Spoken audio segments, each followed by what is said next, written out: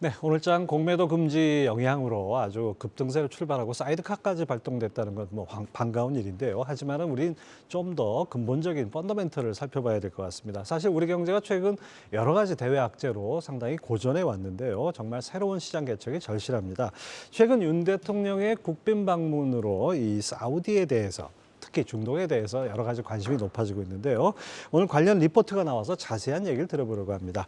대외경제정책연구원 아프리카 중동팀의 유광호 전문연구원 모셨습니다. 어서 오십시오. 예, 안녕하십니까. 뭐 이렇게 표현하면 될까요? 물 만났다고 할까요? 예, 사우디에 대한 관심이 높아지고 중동에 대한 관심이 높아지니까 우리 유 연구원 상당히 바빠지실 것 같습니다. 예. 자, 아프리카 중동 연구 오랫동안 해오셨는데 그중에 특히 중동에서도 사우디에 주목하신 이유가 뭔가요? 예, 저희가 이제 사우디만 보고 있진 않고요. 사실 중동 지역의 19개 국가를 같이 보고 있긴 한데 19개 나라군요. 예. 네. 그럼에도 불구하고 이제 사우디아라비아가 그 지역 내에서는 가장 경제 규모가 큰 국가이기 때문에 저희가 좀 더 집중해서 보고 있긴 합니다. 그 작년 기준으로 사우디아라비아의 GDP가 이제 중동 지역 국가 중에서 가장 큰 1조 1,081억 달러를 기록했는데요. 2위 이제 UAE랑 이제 3위 이집트에 비해서도 이제 2배 이상 큰 규모입니다. 뿐만 아니라 이제 사우디아라비아는 우리나라와의 경제 협력 측면에서도 굉장히 중요한 국가라고 예. 할 수 있는데요.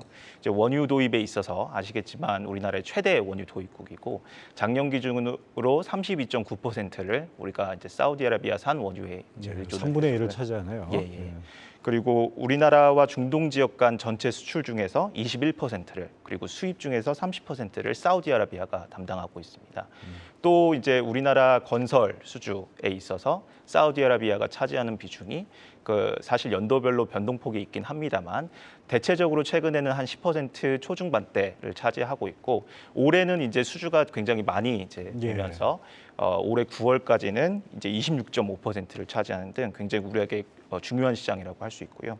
또한 최근 사우디아라비아에서는 이제 사우디 비전 2030과 같은 이제 경제 구조를 다각화하는 사업이 많이 발생하고 있는데 이따가도 이제 말씀드리겠지만 규모가 굉장히 어마어마합니다. 그 사우디아라비아 지금 현재 대규모 개발 프로젝트의 예상 규모가 8,790달러에 달할 것으로 90억 달러에 달할 것으로 이제 짐작이 되고 올해 2, 4분기 기준으로 진척률이 6.5% 정도 이제 보이고 있는데 그래서 기회가 굉장히 많다고 할 수 있고요. 그리고 러우 사태 이후에 전반적인 국제 유가가 상승했다는 점, 그리고 사우디 비전 2030의 목표 시점이 2030년이 지금 다가오고 있다는 점 등 굉장히 사우디아라비아도 이런 개발 사업을 이제 계속해서 해야 되는 요인이 굉장히 커지고 있고 그럼에 따라서 저희가 이제 사우디아라비아에 주목해서 연구를 하게 되었습니다. 예, 뭐 사우디 하면 우리 떠오르는 것이 70년대 중동 붐. 그다음에 뭐 주베일 항만공사, 뭐 하여튼 떼야 뗄 수 없는 우리 관계인 것 같은데요. 지금 말씀하신 이 사우디 비전 2030 상당히 주목이 됩니다. 이게 어떤 내용입니까, 구체적으로? 예, 그 사우디 비전 2030의 발표 시점부터 저는 계속 봐오긴 했는데 요즘 중동이 계속 이슈가 되면서 대중들도 이제 비전 2030에 대해서 많이 아시는 것 같더라고요. 취지만 좀 말씀드리면 사우디아라비아가 이제 원래 이제 자국 경제에서 원유 부분이 차지하는 비중이 이제 재정 수입과 수출에서 90% 이상이 원유를 차지하고 원유 부분을 차지하고 있었고 또한 뭐 한때는 또 90% 이상이 좀 차지하고 있을 경우도 있었는데 그러나 이제 2010년대 중반에 파리 기후 변화 협약이라든가 여러 가지 이제 기후 변화 이슈들이 계속해서 부각이 됐었고 사우디아라비아 내부에서 과연 우리가 그 원유 부분을 계속 갖고 지속 가능한 어떤 경제 활동을 할 수 있냐 이런 고민들이 이제 생겨났고요. 그 차원에서 이제 경제 구조를 다각화해서 우리 나중에 이제 탈석유 시대를 대비한 먹거리를 찾자 이런 움직임이 일어났고 그 중심에 있는 것이 이제 사우디 비전 2030 우리 지금 사우디아라비아 모하메드 빈 살만 이제 왕세자가 주도적으로 추진하고 있는 이 비전 2030이라고 할 수 있겠습니다. 그래서 그 중심축은 진취적인 국가 그리고 활기찬 사회, 번영하는 경제 이렇게 세 가지로 나눠볼 수 있는데요. 사실 이제 번영하는 경제 부분이 우리가 흔히 알고 있는 경제 구조를 다각화해서 석유 부분에 대한 의존도를 낮추고 이제 탈석유 시대를 대비해서 비석유 부분에서 자국 노동 수요를 창출하는 그런 것을 이제 목표를 하고 있고, 이를 위해서 이제 전략산업 육성이라든가 아까 말씀드린 이제 개발 프로젝트, 또 해외 직접 투자 유치 이런 것들을 하고 있는 상황이고요. 이제 최근 관련 지표가 조금 개선되는 양상을 보이고 있긴 합니다. 2000년대 이제 중후반과 비교할 때 GDP, 재정 수입, 수출 측면에서 전반적인 원유에 대한 비중이 좀 줄어들었고, 또 최근 이제 비석유 부분이 사우디아라비아 경제 성장을 견인하는 이제 분기별로 봤을 때 그런 양상이 좀 나타나고 있습니다. 예. 자, 그럼 사우디가 전략적으로 육성하는 사업이 구체적으로 어떤 건지 들어볼까요? 뭐 원유 관련해서 석유화학은 당연히 뭐 예상할 수 있는 건데 그 외에 어떤 것들이 또 있습니까? 예, 말씀하신 것과 같이 이제 석유화학은 이제 기존 사우디아라비아가 비교 우위를 갖고 있는 원유를 이제 원료로 하기 때문에 아무래도 다른 이제 제조업 같은 것에 비해서 이제 사우디아라비아 입장에서는 육성이 용이하다라고 이제 말씀드릴 수 있을 것 같고요. 또 원유를 한번 가공해서 이제 부가가치를 창출해서 또 수출을 하는 거기 때문에 그런 점에서도 의미가 있다고 할 수 있고, 그래서 이제 아라비아뿐만 아니라 UAE, 카타르 이제 주변 국가들도, 또 이집트는 이제 비산유국으로 분류되긴 하는데 최근 이제 천연가스 개발을 굉장히 많이 하고 있거든요. 예. 거기서도 이제 석유화학에 대해서 굉장히 좀 집중을 하고 있는 모습을 보이고 있고, 또한 이제 친환경 에너지에도 신경을 많이 쓰고 있는데요. 물론 이제 사우디아라비아가 산유국으로서 이제 화석 연료를 최대한 많이 이제 생산해야 되는 그런 요인이 높다고 할 수 있는데, 사우디는 이제 신재생 에너지 개발에 있어서도 굉장히 적합한 환경을 보유하고 있다는. 사막이니까 뭐 하루 종일 해가 쬐는 거죠. 그렇죠. 그 말씀하신 대로 이제 일사량과 일조량이 굉장히 좋다는 평가를 받고 있어서 태양광 개발에 이제 좀 적합하다는 그런 평가를 받고 있고, 그래서 사우디아라비아가 2021년에 그 2030년까지 자국 전력 생산의 50%를 신재생 에너지로, 예. 나머지 50%를 그 천연가스로 충당하는 것을 골자로 하는 국가 신재생 에너지 프로그램을 발표하고 이제 개발 노력을 지속하고 있습니다. 그리고 이제 수소 부문도 많이 집중을 하고 있는데요. 이제 수소 개발에 대해서는 뚜렷한 정부 계획은 없는데 이제 블루 수소나 그린 수소 부문에서 여러 가지를 하려고 하고 있고, 그리고 이 수소를 액체 상태로 변화시켜서 암모니아 형태로 변화시켜서 이제 운송하는 그런 시범 사업도 정부 주도로 추진하고 있고요. 이제 물류도 이제 사우디아라비아가 굉장히 신경을 쓰고 있는 부분입니다. 이제 중동 지역 내 물류 허브로 자리매김하겠다는 그런 목표를 발표하고 2030년까지 59개의 물류단지를 건설하겠다, 이렇게 큰 야심찬 계획을 갖고 있는데요. 이제 단지 내 입주 기업의 100% 지분 투자를 허용하고 또 부가가치세 감면 등의 이제 혜택을 제공할 예정인데, 사우디가 사실 투자 제도에 있어서는 굉장히 보수적인 국가입니다. 예. 이제 주변 UAE나 카타르나 이 국가들은 외국인이 투자를 할 때 100% 지분 소유가 가능하거든요.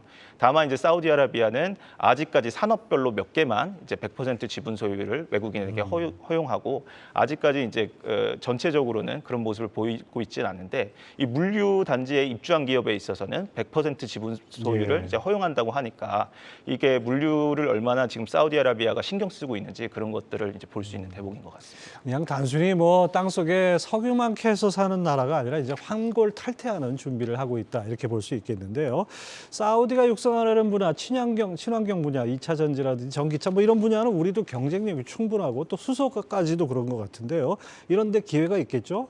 예, 맞습니다. 우선 그 중동 지역의 수소 관련 정책과 우리나라의 수소 정책이 굉장히 보완적이라고 할 수 있는데요.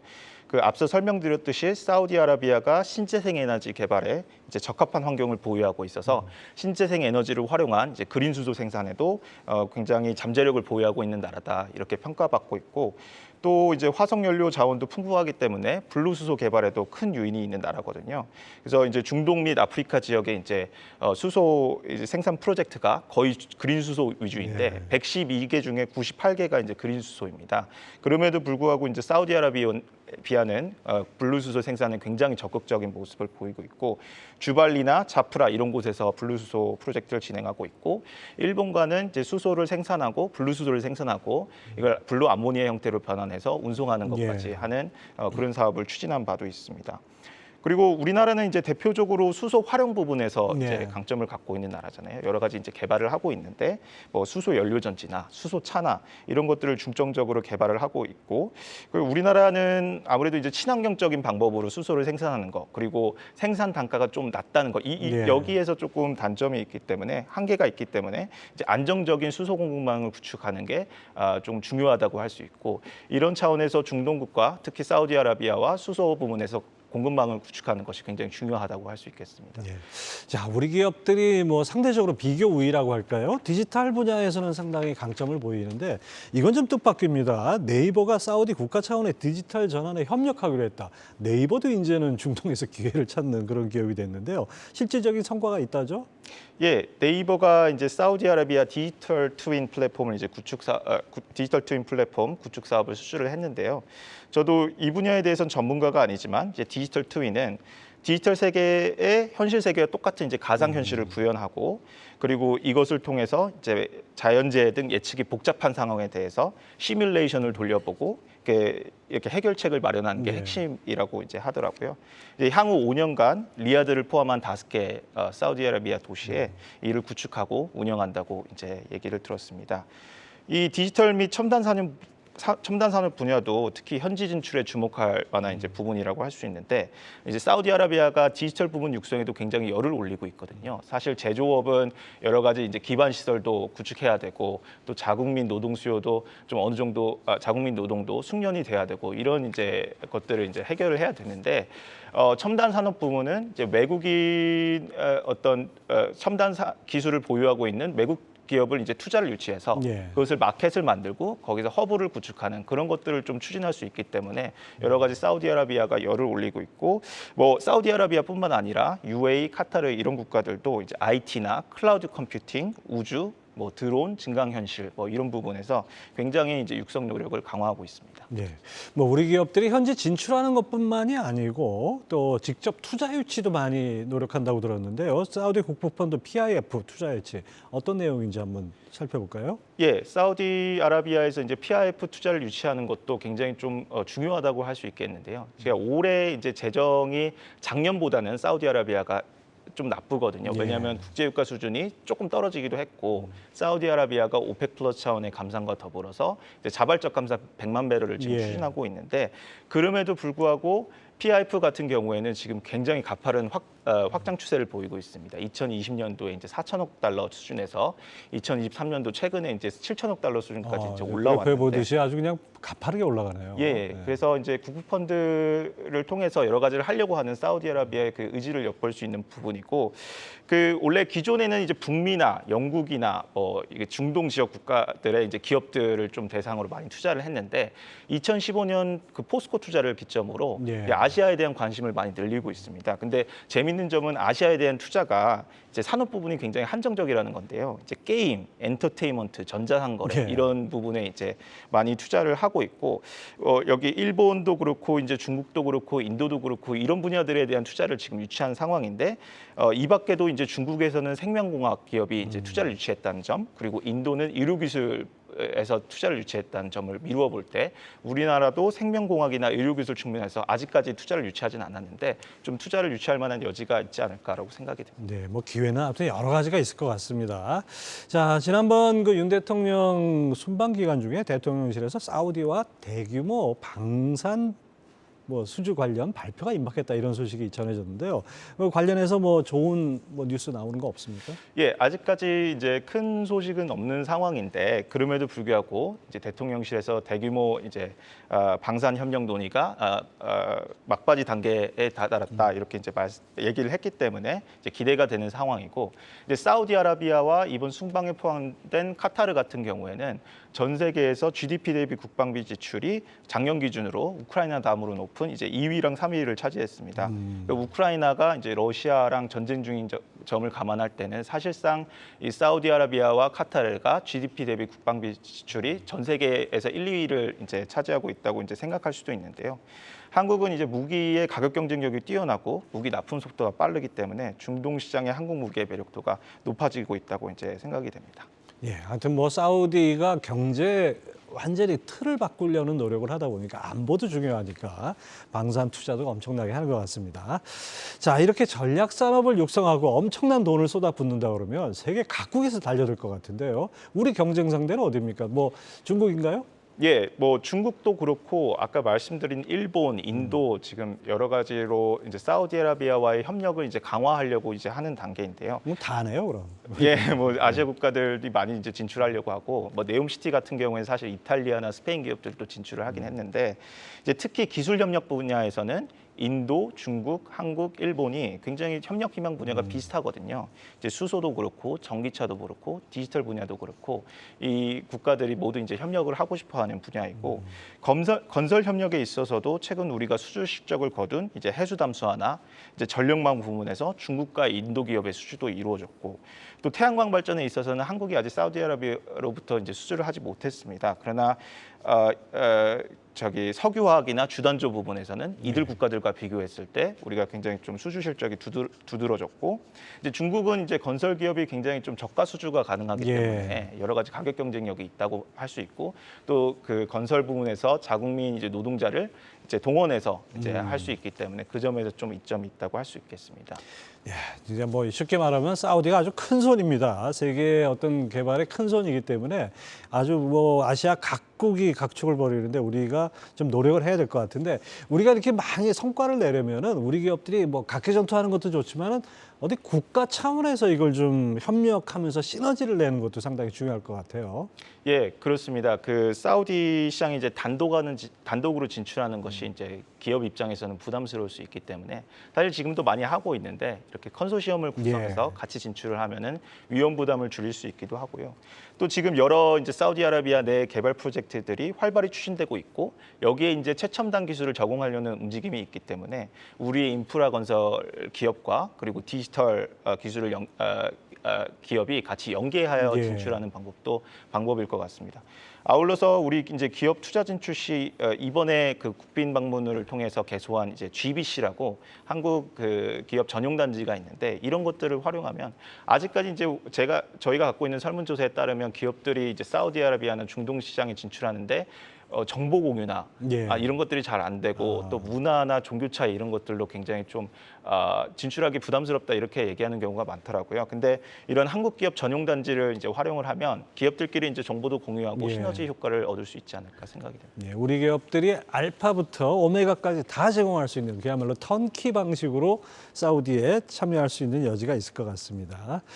자, 이 사우디를 산유국으로만 생각했는데 이제 뭐 이 전략 산업 육성에 적극 나서면서 첨단 기술을 가진 국가들한테 정말 기회의 땅이라고 할 수 있습니다. 21세기 새로운 기회의 땅이라고 하는데 네옴시티를 비롯해서 대규모 개발 프로젝트가 진행되고 있다고 합니다. 어떤 내용들인지 박정원 캐스터가 전해드리겠습니다. 네옴시티 참 많이 들어보셨을 텐데요. 2017년에 이른바 이 오일 머니라고 불리는 석유 중심의 경제 구조를 탈피하기 위해서 빈살만 왕세자가 발표한 초대형 신도시 개발 계획입니다. 이 네옴시티는 사우디 북서부 홍해 인근에 건설될 예정으로 그 규모는 서울의 약 44배에 달할 것으로 예상이 되고 있는데요.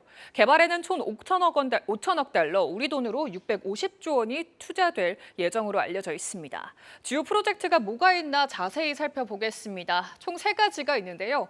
처음으로는 길이 170km, 높이 500m의 직선 도시인 더 라인, 세계 최대의 수상 구조물을 갖춘 팔각형 모양의 옥사곤, 그리고 1년 내내 스키와 각종 스포츠 활동이 가능한 트로제나입니다. 이 더 라인 같은 경우에는 직선 도시이자 주거 도시로 잘 알려져 있고요. 옥사곤은 첨단 산업단지, 그리고 트로제나는 관광단지로 구축될 예정으로 알려져 있습니다. 우리 기업들이 수주한 네옴시티의 주요 프로젝트와 모멘텀은 다음과 같습니다.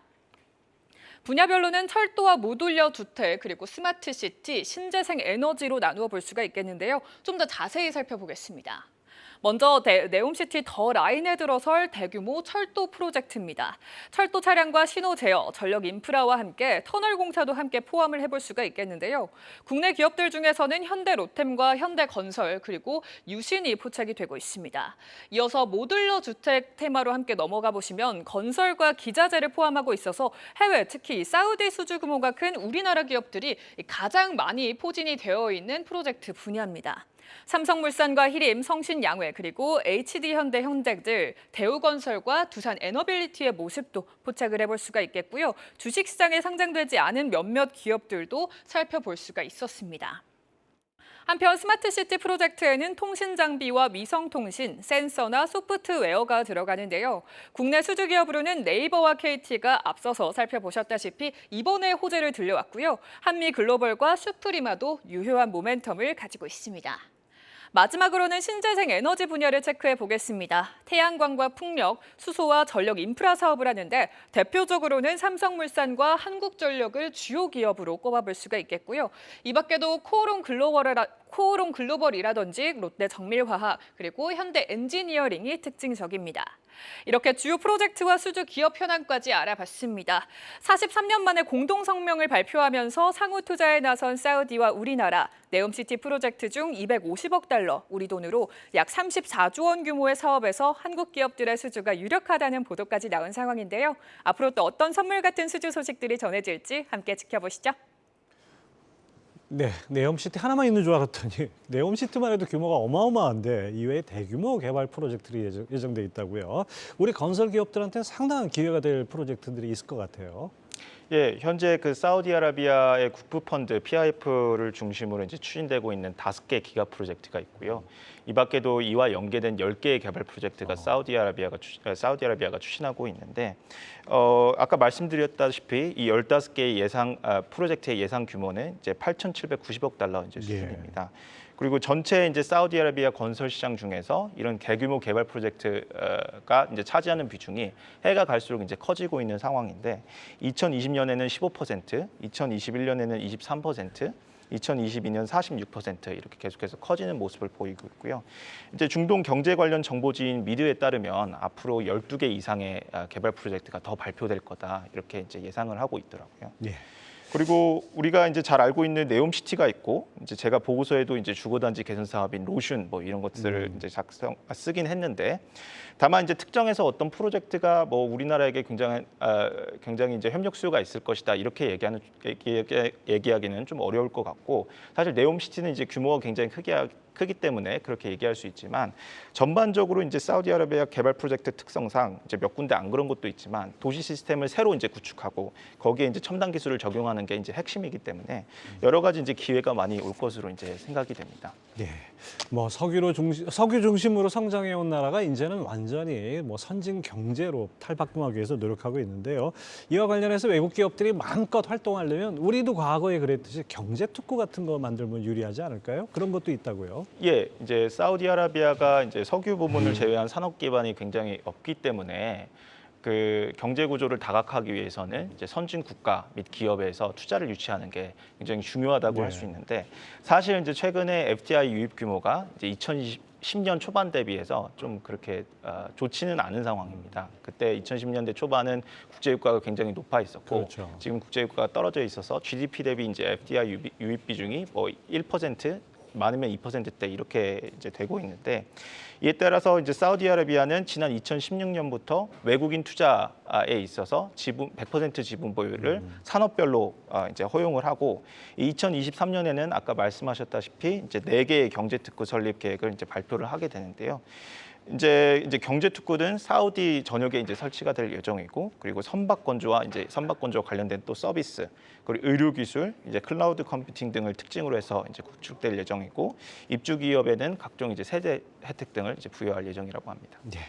자, 해외 진출이 사실 말이 쉽지 해외 시장에 진출하려면 규제에 걸리는 것들이 상당히 많지 않습니까? 사우디아라비아 역시 좀 장벽이 있을 것 같은데요. 우리 기업이 어떤 규제를 잘 풀어야 될까요?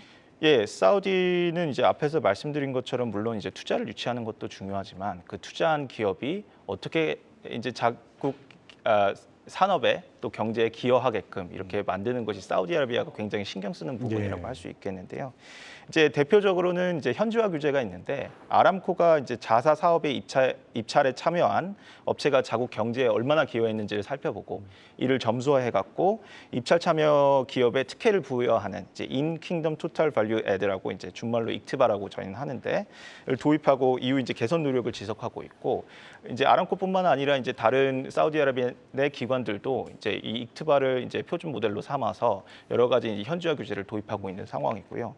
또 이제 사우디아라비아는 자국민 의무 고용 제도인 리타카트가 있습니다. 예. 일정 수준의 이제 자국민 고용을 의무화하는 건데 이런 이 기업 평가 등급을 세분화하는 과정에서 최근에 이제 뭐 어떤 한 등급을 없애고 그 등급에 있던 기업들을 일제히 강등시킨다든지 아니면 이제 최소 5인의 엔지니어를 고용하고 있는 기업에 대해서 자국민 엔지니어 20% 이상 채용을 의무화한다든지 또 최근에는 이런 일이 있었는데 이제 2024년부터 자국 내 본사 또는 지사를 두지 않는 외국 기업과는 거래를 추진하지 않겠다 이렇게 발표를 했거든요.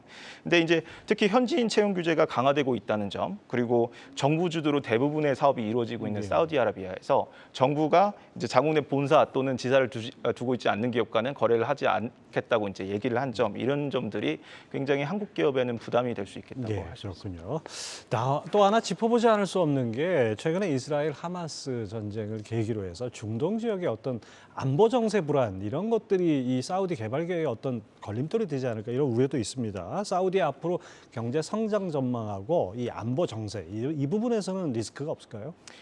예, 일단 정치적인 면에서 좀 보자면 사우디아라비아는 정치적으로 굉장히 안정된 국가고요. 그 2010년대 이제 중반부터 그 모하메드 빈 살만 왕세자가 세력을 이제 공고히 하는 그런 네. 노력들을 계속 해왔기 때문에 이제 어떤 국가 정책이 갑자기 선회하거나 그럴 가능성은 좀 낮아. 사우디 내에서는 안정적인데 예, 예. 밖이 문제죠. 그렇죠. 그 지금 현재 이제 좀 이제 문제가 될 수 있다고 하는 것이 이제 이스라엘 하마스 전쟁을 하는 곳이 이제 네옴시티랑 굉장히 가까이 예. 있기 때문에 만약 이스라엘 하마스 전쟁이 주변 지역으로 확장될 경우 뭐 시나이 반도나 뭐 이 주변 지역으로 확장될 경우 원래 이제 네옴시티의 어떤 문제점이라고 이제 지목을 받고 있는 게 러우 사태 이후에 이제 기자재 조달에 있어서 물류 부분이 좀 문제가 될 수 있다. 왜냐하면 이제 서쪽 지역이기 때문에 예. 사우디아라비아는 동쪽 지역에 이제 경제가 좀 많이 있고 서쪽 지역은 이제 새로 개발에 들어가는 곳이기 때문에 아무래도 그 물류 문제에 있어서 러우 사태 이후에 이런 이스라엘 하마스 문제가 발생을 하게 되면은 좀 문제가 이제 될 수 있고요. 그리고 재정적으로도 사우디아라비아는 이제 굉장히 안정적인 국가이긴 한데 아무래도 지금 에너지 전환 속도가 굉장히 전 세계적으로 가속화되고 있는 상황이기 때문에 이제 미래에 대한 불안감이 있는 건 사실일 거예요. 그래서 유가에 따라서 이 부침이 좀 심하죠. 예. 그래서 이제 아무래도 사우디아라비아가 이제 대규모 개발 프로젝트를 추진하는 데 있어서 굉장히 막대한 예산이 필요하기 때문에 이제 협력 기업이라든지 정부에 계속해서 이제 그 금융 조달 문제를 일정 부분 해결해 달라고 요구하는 사항이 있을 거고 또 지금도 좀 있어 왔고 그런 이제 상황입니다. 그래서 이런 것들을 기업들이 좀 신경 써야 되지 않을까 생각합니다. 뭐 사우디 앞으로 개발도 중요하지만 사실 안정적으로 원유를 공급받는 것도 중요하지 않습니까? 우리나라 원유의 3분의 1이 사우디에서 온다는데 가뜩이나 이제 저 지정학적인 리스크들이 자꾸 불거지는 와중이기 때문에 사우디와의 협력이 더 중요해질 것 같아요. 예, 그 전통적으로 우리나라와 이제 사우디는 협력은 이제 원유를 중심으로 이루어져 왔고 이제 원유 부분을 제외하면은 사실 사우디 그리고 한국 이제 협력을 이제 얘기할 수 없을 정도로 그만큼 이제 중요한 예. 부분인데 이제 러우 사태 이후에 에너지 안보 위협이 이제 커지면서 이 사우디아라비아와의 이제 원유 부분 협력이 더욱 중요해졌습니다. 이제 특히 이제 러우 사태 이후에 에너지 시장은 이제 블록화 기조를 보이고 있는데요. 그 러시아로부터의 이제 원유 및 천연가스 수입이 이제 불가능해지니까 유럽은 이제 미국으로부터 원유 및 천연가스를 수입을 하고 있고 그리고 이런 유럽에서의 이제 수요 자체가 떨어지니까 값싼 러시아산 원유를 중국과 인도가 수입하고 예. 있고 반면 이제 한국과 일본은 러시아로부터 수입이 상대적으로 어려워지니까 이제 미국으로부터 수입을 해야 되는데 그것도 미국산 원유도 이제 유럽에 좀 집중을 하다 보니까 예. 이제 중동으로부터 원유를 수입하는 이제 경향이 늘어났거든요. 그래서 중동산 원유 도입 비중이 우리나라가 원래 이제 70%대에 있다가 2021년에 59%대까지 떨어졌습니다. 근데 이제 올해 1분기 기준으로 다시 이제 70%대로 올라오는 이제 상황이 됐거든요. 그래서 물론 이제 안정적인 에너지 공급원을 구축하기 위해서는 여러 가지로 이제 에너지 공급원을 다각화해야 되는 것은 맞지만 지금 현재 상황으로는 그것이 어느 정도 불가피하다고 볼 수 있기 때문에 중동 지역과의 에너지 안보 공급망을 굉장히 탄탄히 해야 된다 이렇게 말씀드릴 수 있겠고 그런 의미에서 이번 그 아람코와 그 한국석유공사가 체결한 원유 비축 사업이 의미가 있다고 할 수 있겠습니다. 네. 지금 유광호 연구원 얘기 들어보니까 사우디의 변신, 야마니 석유상이라고 옛날에 있었죠. 그분이 한 말이 이게 기억이 납니다. 석기 시대가 끝난 거는 돌멩이가 부족해서가 아니다라는 말처럼 석유 시대 끝나는 것도 석유가 부족해서는 아닐 것 같은 생각이 듭니다. 자, 지금까지 대외경제정치연구원 유광호 전문연구원과 함께했습니다. 말씀 감사합니다. 예, 감사합니다.